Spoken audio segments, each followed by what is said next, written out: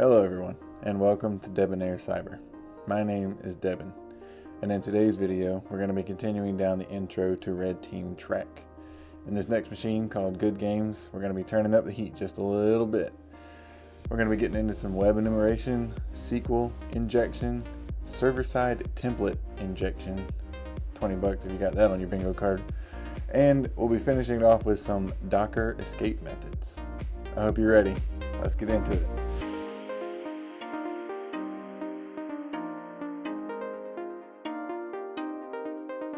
Alright, so we're ready to get started here. We got our machine pulled up, Goodgames.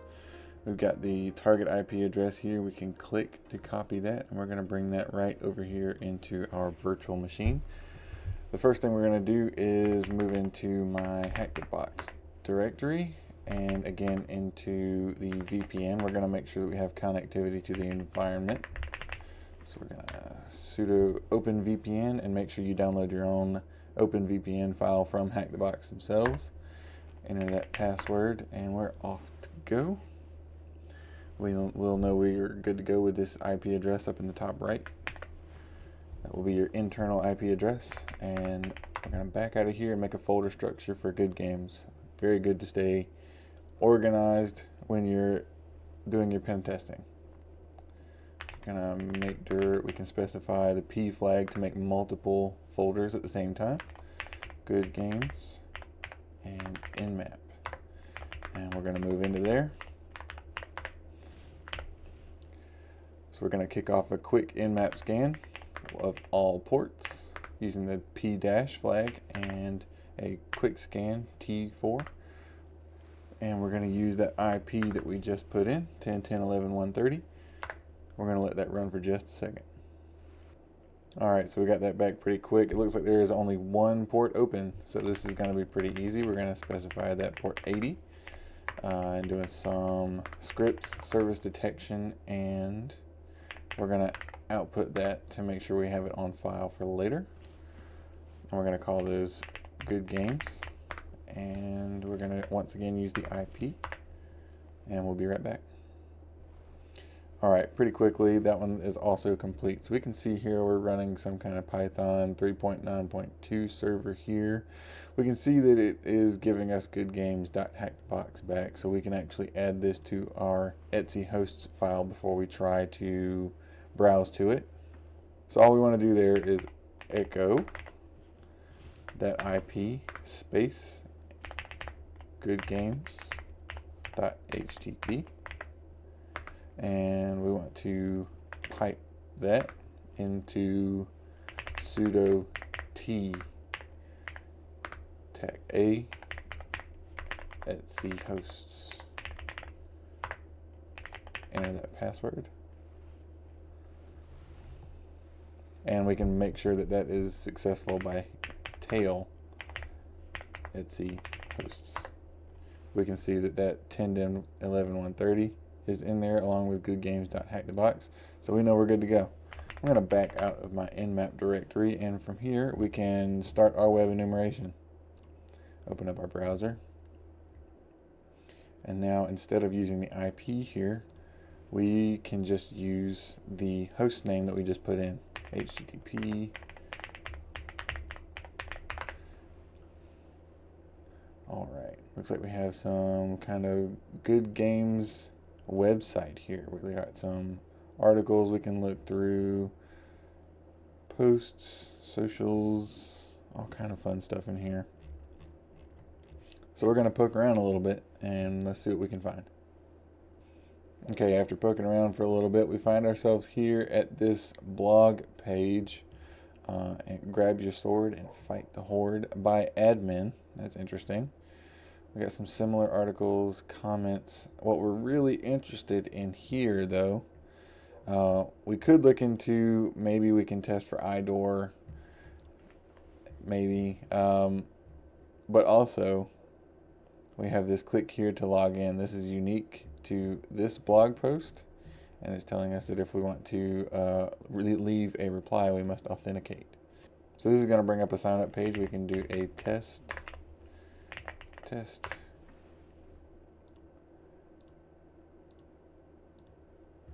This is telling us that this is we must enter a valid email address.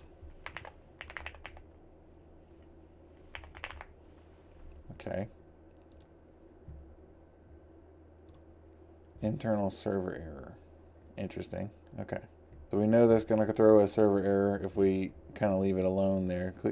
Click here to log in. Now, I wonder if we might be able to test this for a SQL injection vulnerability. So what we can do here, before we start all that, we want to fire up Burp Suite. Alright, so we have Burp Suite open now. If you've never done this before, this will be a perfect opportunity for me to show you how this actually works. We need to go and get an extension called Foxy Proxy. It's going to look like this one here. This Foxy Proxy Standard is the one we want. We add it to Firefox. Click Add and OK. And we want to pin this to the toolbar so it's always there, ready to go. And we can set up a proxy so that instead of going straight out into the web, it's going to run through Burp Suite instead of going straight out. So we're going to go into the options page and into proxies. We need to add a proxy, and we're just going to call this Burp. HTTP is fine. We don't need to fill out any of these other ones. I do like to change the color just for fun. Let's put it at purple. I like that. Select. And the host name is going to be 127.0.0.1. This is going to be your loopback address, and we're going to tell it to go to port 8080, which is where Burp Suite is going to be listening. We don't need to worry about a username or password here because it's not going out, and we're not keeping anything secure in here, so that should be fine. We can save. All right, from there, we can close these tabs. We've got our add-ons and everything we need. Go into our Foxy Proxy, and you can see it come up here, Burp Suite.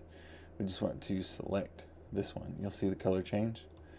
And then we go back into into the proxy, and make sure that our intercept is on. Now we'll be able to capture anything that comes through. So we'll see that when we click here to log in, and we can do a test@email.com test, that when we go to sign in, it will actually bring up Burp Suite and tell us, hey, what do we want to do with this?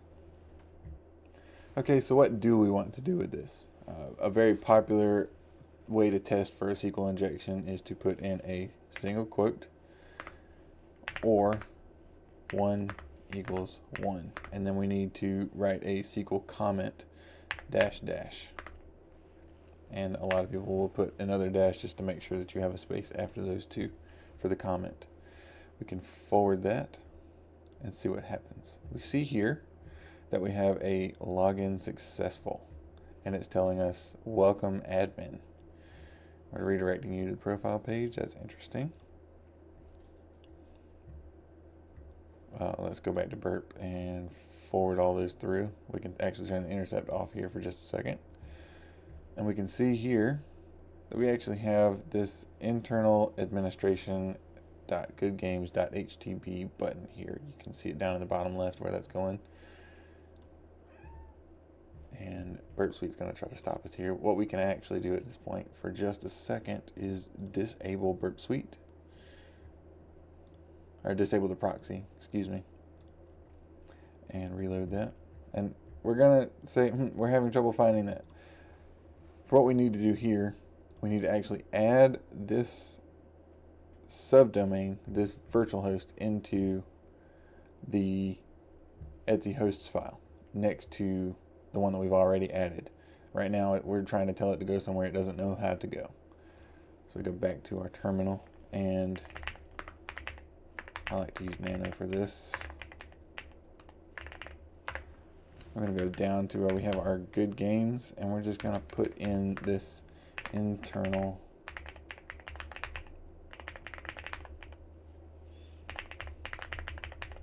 .htb, and now we should be good to go. So we refresh that, and we can see this Flask Vault sign in.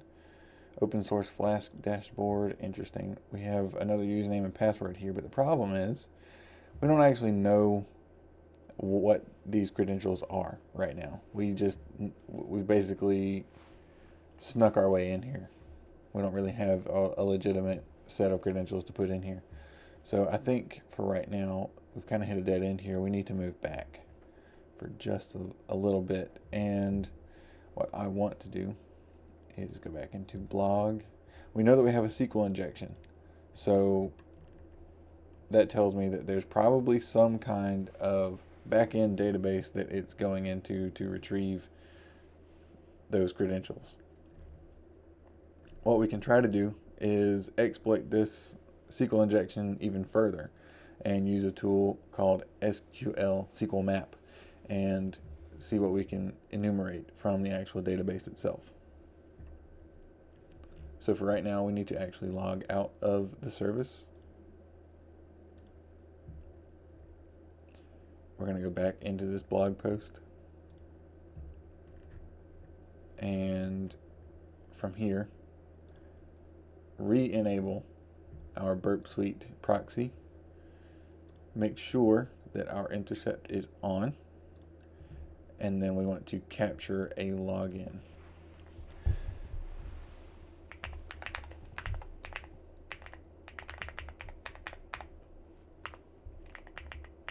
You can put anything in the password field here and it should go through. So we have a reminder, we have our proxy set up and ready to go. We have our Burp Suite set to intercept is on, and we have our admin at goodgames.htb and any arbitrary password that we want to put in here. When we click sign in, it's going to bring up Burp Suite once again.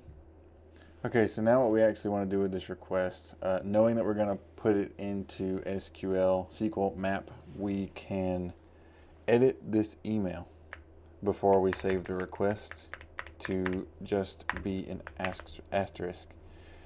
That way it's going to tell SQL map, the tool, to focus on that parameter first. We can right click this and copy to file. We're going to put it into our Goodgames directory that we made earlier so we can stay organized, and we're going to call this goodgames.request. We're going to save that. The file already exists because I've already put it there. And go back over to our terminal. You can see here we've got that goodgames.request. Just for a sanity check, we can cat this out, make sure everything looks good. We can see all this post to log in from the host goodgames.htb. User agent's fine. All this other stuff is okay. And we're going to double check here that our email is the asterisk. Again, this is going to tell SQL map that that's the injection point that we want to use. So from here, we're going to go and use SQL map. We're going to tell it to use that request that we've saved. Batch is just going to tell it that we want to use the defaults for all the tests. We need to use level 5 and risk 3. Careful with these in live environments, they can really mess things up. In CTFs, it's probably fine. And if you have the resources available, you can speed this up by increasing the thread count. So yours probably took a little bit more time. You can see mine kind of flashed straight down. It caches all this stuff, so it's not making a million requests again. But it does tell us at the end that the backend database management system is MySQL. So knowing that, we can begin to add some more parameters on here and get some more information out of it. So we want to keep those threads at 10 and add the DBS. And then what this is going to do is begin to enumerate what the tables are, what the databases available are in that database. So this one ran pretty quick. If you got the correct number of threads, if you have more resources that you can put into it, these are going to run faster. So we have 2 available databases, information schema and main. Information schema is a default here, so we actually want to enumerate the main, and we can specify this with the capital D flag and change this over to tables because we want to know what tables exist in main. And this is going to run for a minute. Alright, so we can see here that we have user blog and blog comments. we want to dig into the user table.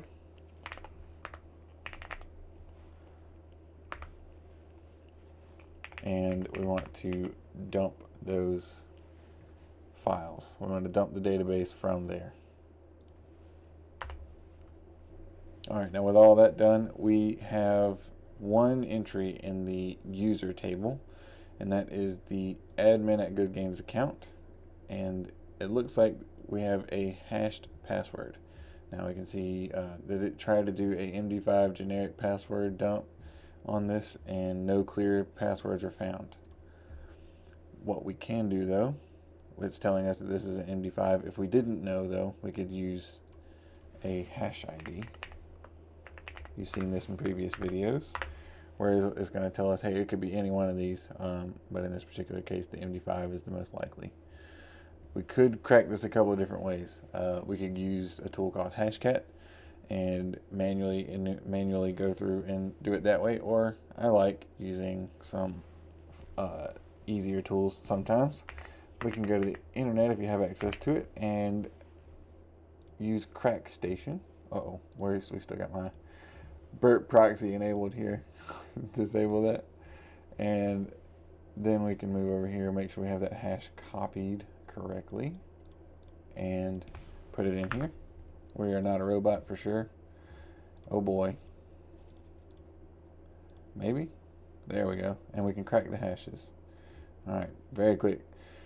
That comes up as super administrator. So now we know. And now we have legitimate credentials for the Goodgames service, or for the Goodgames website at least. So what we can do is just make a note of that in our Goodgames directory. We can echo admin at goodgames.htb and super administrator and put that into a file. You can name that really whatever you want to, but at least we know it's there. Now, we can put that new super administrator password in here because we know that's the case now. Click the login. We can turn our burp proxy off again if it tries to come back on you. Disable.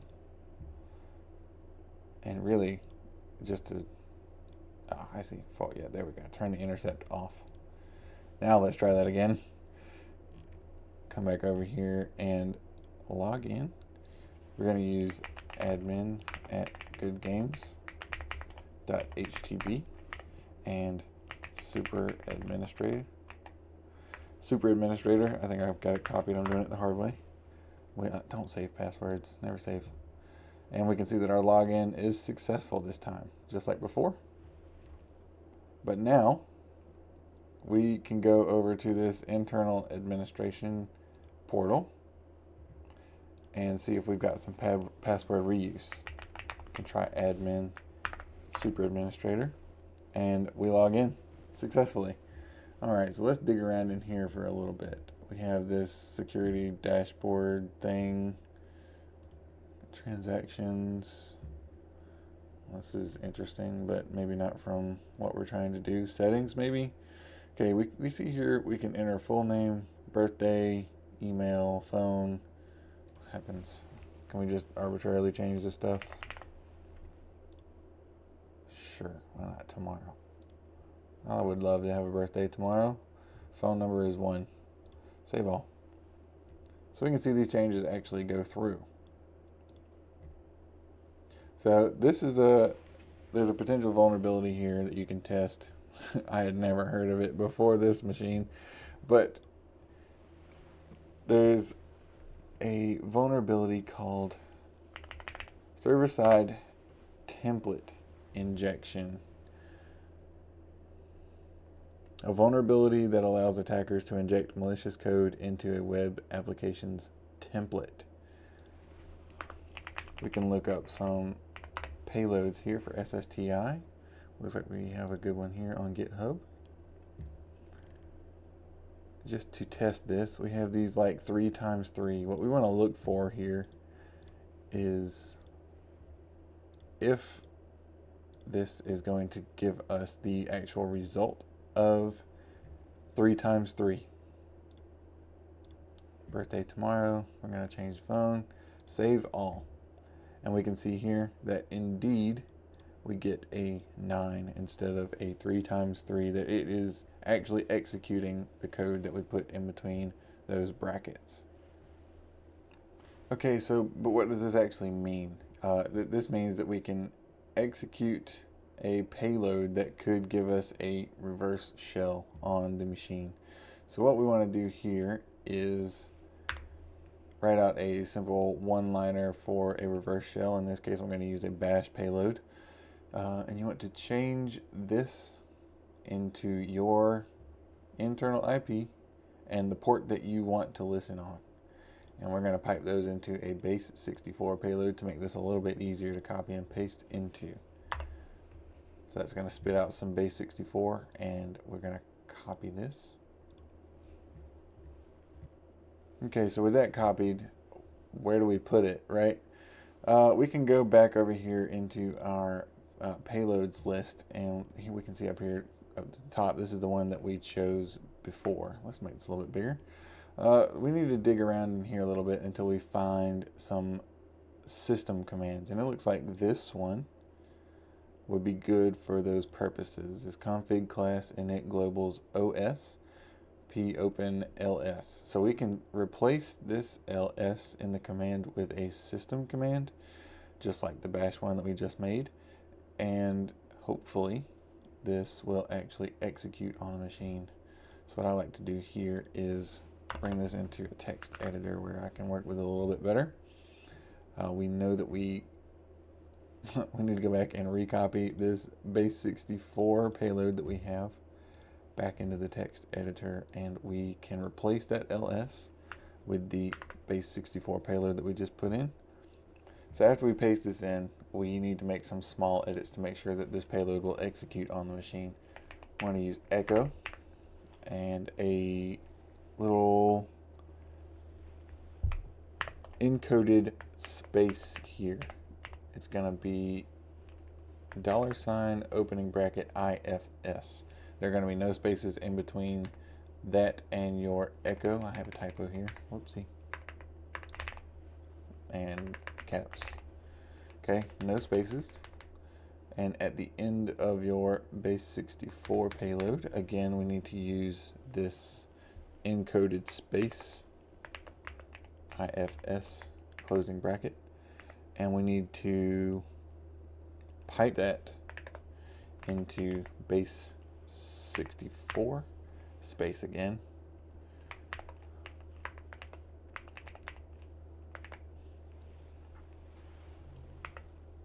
We need to decode that and then pipe that into bash. We don't need a space in between those two. So what we've basically told this payload to do is take this base 64, right?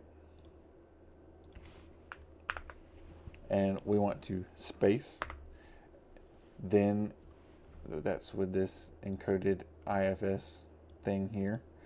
We have the basics, that base 64 encoded string, another space, and then we pipe that into base 64 space -d to decode, and then pipe that into bash.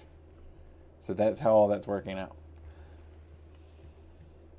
So now we copy this entire payload here and paste this into our Volt dashboard in the name field where we know we have a vulnerability. Birthday is tomorrow because we're getting in here.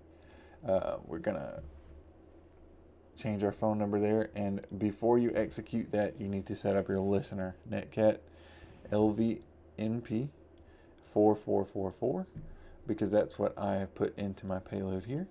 Make sure we're listening and then save. We can see that this hangs on the browser, and we look back at our listener to see that we have a root shell. That's interesting. Okay. So we can, Docker file. Looks like we are in a Docker container here. But let's see what we have. in home. We have an Augustus directory. That's interesting. So let's see what we have over here.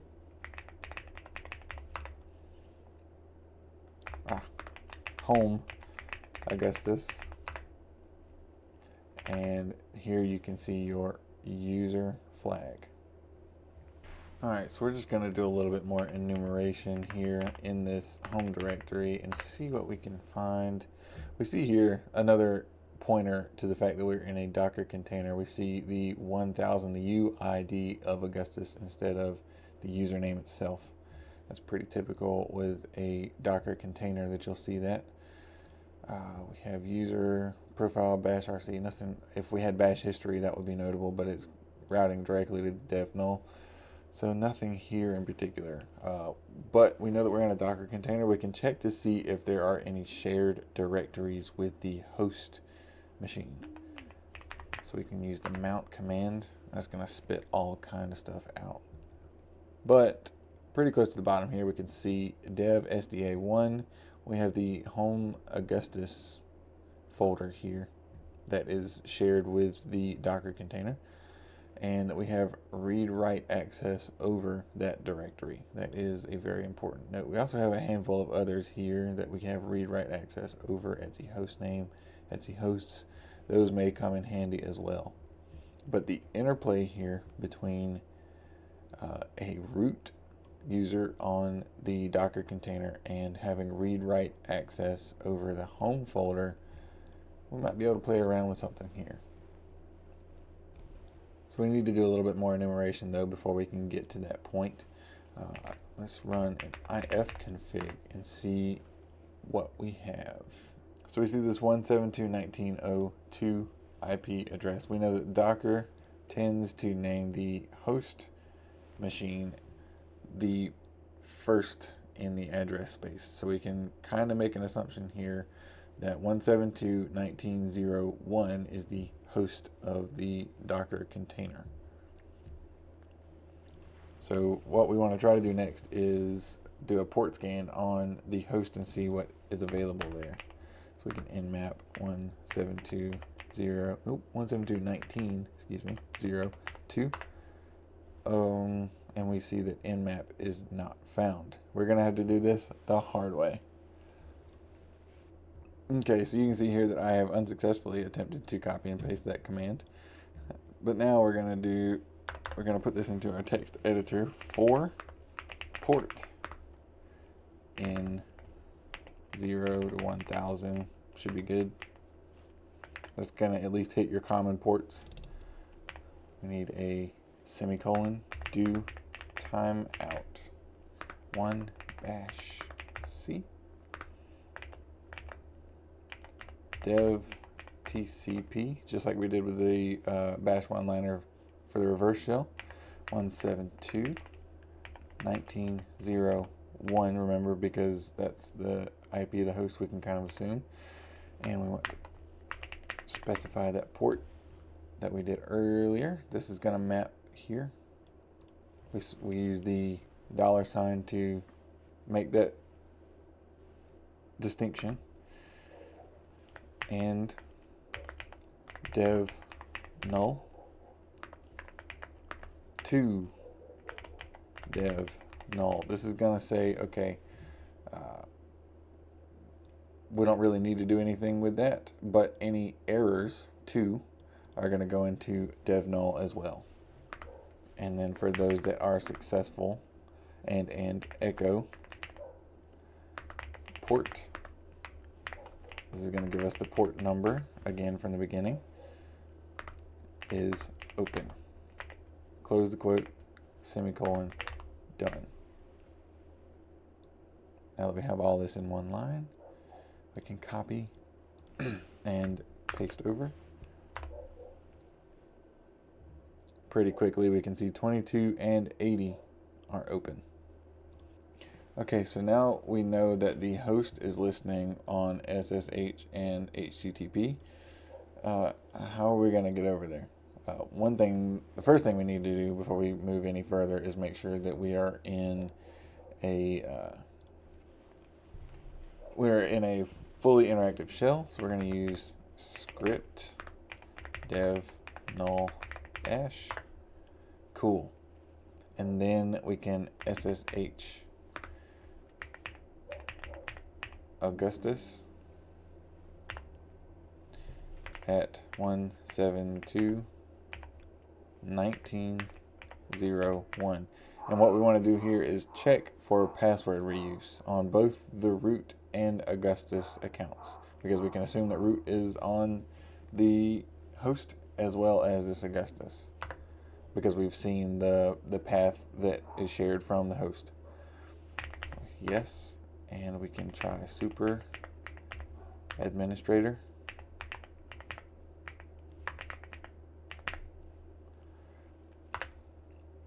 And we see that we are successfully logged in through SSH.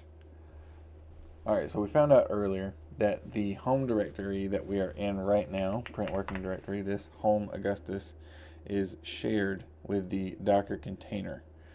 What that means is we have full read-write access over any files that we can copy into this Augustus home, this home Augustus folder.